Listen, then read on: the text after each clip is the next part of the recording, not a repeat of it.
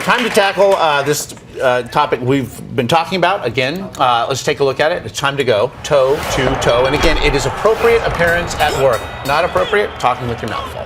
This woman lands her dream job at Cosmo Magazine. Her boss then says, you know what? We like having you, but you're just too tan. Yeah. He advised her that perhaps the tanning was getting, a little too much. Yeah. So another story, a New Jersey woman says that she was fired for being, and these are her words, I always thought, I am just too hot. I know, it's so hard. Oh, I love saying that. Those are her words, and she was fired actually from a lingerie company. If there's no confusion there.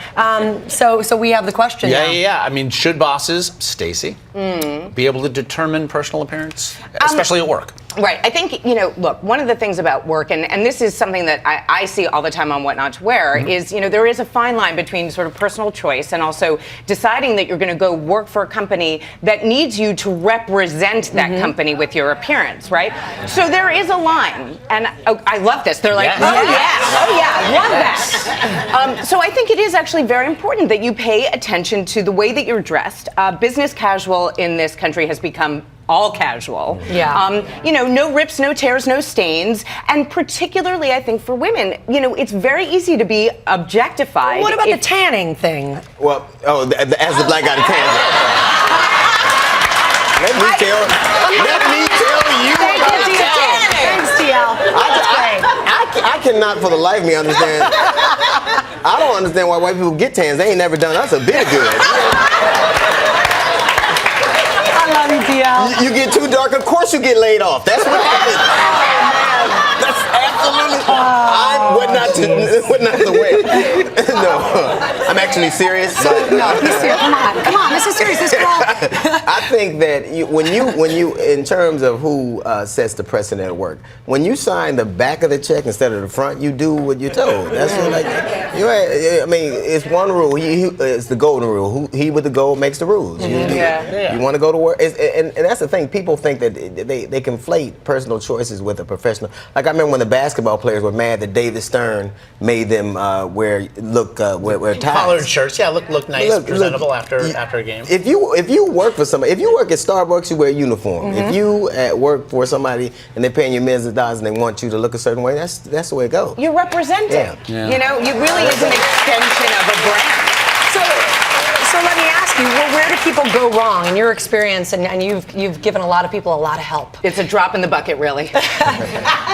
Well, here are the things. What I was saying before about women in particular, you allow yourself to be objectified if you wind up showing too much skin, right? I mean, there are things that are appropriate for work, and it depends where you work. In more conservative environments, even open-toed shoes may not be appropriate. The dress that I'm wearing, the length of this would not be appropriate in some corporate offices. But here we say thumbs up. But here we're like, on daytime television, we're like, show it. What about for men, though? Like, where would open-toe shoes not be appropriate? Afghanistan? Yeah, I keep trying to get out here with my flip-flops. I still can't get out here. Staples in Afghanistan. You can't wear open-toe shoes. No, and let me tell you, flip-flops you can only wear at a public pool or in your shower, and that's it. That's all I'm saying. No Stacy, you and I are going to have some problems after the program. We did do a straw poll right here in Times Square, which is, there are a bunch of clothes horses out there. Should your boss have a say in your personal appearance? 78% of men said yes. Close numbers here. 74% of women said yes, which is really to say, yes. I mean, I guess not a whole lot of debate. Let's take a look then at the online poll. Do we have the online poll? 72% of you said your boss should have a say in your personal appearance. 28, of course.